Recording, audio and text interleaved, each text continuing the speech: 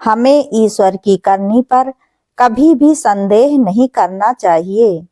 सुनिए शिक्षाप्रद कहानी।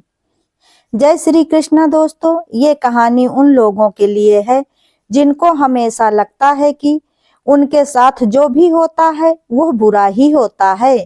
लेकिन इसी जगह पर जिन लोगों को ईश्वर पर विश्वास होता है, उनके जीवन में चाहे दुख आए या फिर सुख आए, उन्हें हमेशा यही लगता है कि हमारी जिंदगी में जो भी होता है वह अच्छे के लिए ही होता है।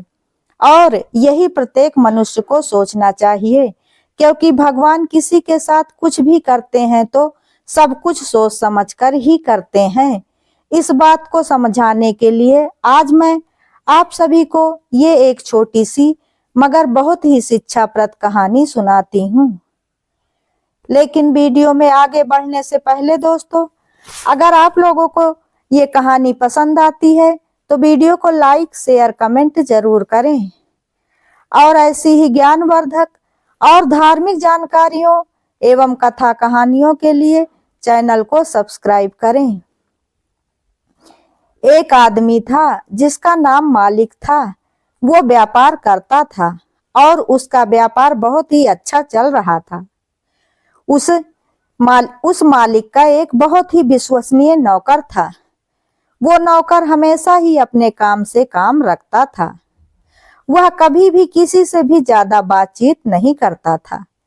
एक प्रकार से हम ये भी कह सकते हैं कि उसका स्वभाव ही ऐसा था। एक दिन वह नौकर काम पर नहीं आया। उसके मालिक ने सोचा कि वह पिछले 10 साल से हमारे यहाँ पर काम कर रहा है, उसने कभी भी अपनी पगार बढ़ाने की कोई भी बात नहीं की है और ईमानदार भी बहुत है। मालिक को लगा कि शायद उसे अपनी पगार कम लग रही है, इसलिए वह आज काम पर नहीं आया है। ऐसा सोचकर मालिक ने उसकी पगार बढ़ा दी। दूसरे दिन जब वह नौकर काम करने आया तो मालिक को उसको देखकर कुछ अजीब सा लगा और उसे पता भी नहीं था कि उसके मालिक ने उसकी पगार बढ़ा दी है। वो वैसे ही काम करता रहा जैसे कि पहले करता था। 3-4 महीने के बाद फिर से वह नौकर काम पर नहीं आया। इस बार भी वह बिना कुछ बताए ही काम पर नहीं आया था। इस बार उसके मालिक को उसकी ये बात बिल्कुल भी पसंद नहीं आई थी। मालिक ने सोचा कि उनके पगार बढ़ाने के बावजूद भी वह काम पर नहीं आता है और कुछ बताता भी नहीं है। मालिक ने इस बार उसकी पगार जितनी बढ़ाई थी उतनी ही फिर से कम कर दी। अब उस नौकर की पगार पहले जितनी थी उतनी ही फिर से हो गई थी। पगार कम करने के बाद दूसरे ही दिन वो फिर से काम पर आया। इस बार भी वो वैसे ही काम कर रहा था जैसे कि पहले करता था।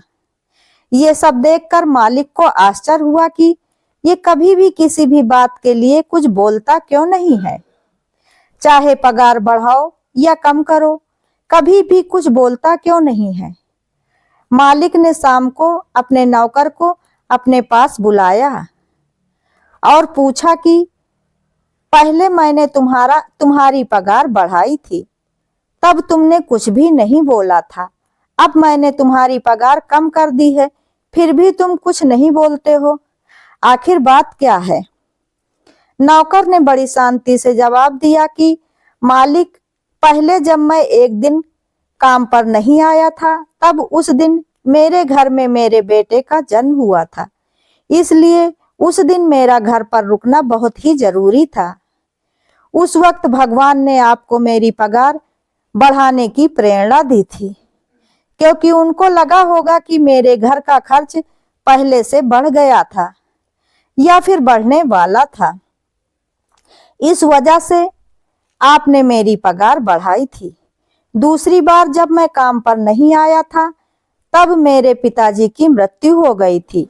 उस दिन भी मेरा घर पर रुकना बहुत ही जरूरी था। इसके बाद अब फिर से भगवान को लगा होगा कि मेरे घर का एक व्यक्ति का खर्चा कम हो गया है, इसलिए उन्होंने आपको मेरी पगार कम करने की प्रेरणा दी होगी, क्योंकि मुझे मेरे पिताजी के नसीब का जो भी मिलता था वो मिलना अब कम हो गया है। क्योंकि हमारे भगवान हमारे लिए जो भी करते हैं वो सोच समझकर ही करते हैं, इसलिए हमारे साथ जब कभी भी जो भी होता है वो हमेशा ही अच्छे के लिए ही होता है। हमें ऐसा ही सोचना चाहिए, क्योंकि भगवान हमारे पिता हैं और कोई भी पिता कभी भी अपने बच्चों के लिए कुछ भी गलत नहीं कर सकता है। कम से कम इतना भरोसा तो हमें उस ईश्वर पर रखना ही चाहिए। नौकर की ये बात सुनकर मालिक ने उससे कहा कि तुम्हारी बात बिल्कुल सही है, आज से तुम मेरे नौकर नहीं बल्कि मेरे परिवार के ही सदस्य हो। उसके बाद से मालिक ने नौकर की पगार दुगनी कर दी थी। नौकर ने इसे भी भगवान की मर्जी मानकर स्वीकार कर लिया और कुछ भी नहीं बोला। दोस्तों, कहते हैं ना कि ईश्वर कभी भी वो नहीं करते जो हमें अच्छा लगता है, बल्कि ईश्वर हमेशा ही हर मनुष्य के साथ वही करते हैं जो हमारे लिए अच्छा होता है। दोस्तों, अगर कहानी पसंद आई हो तो वीडियो को लाइक, शेयर व कमेंट जरूर करें। धन्यवाद।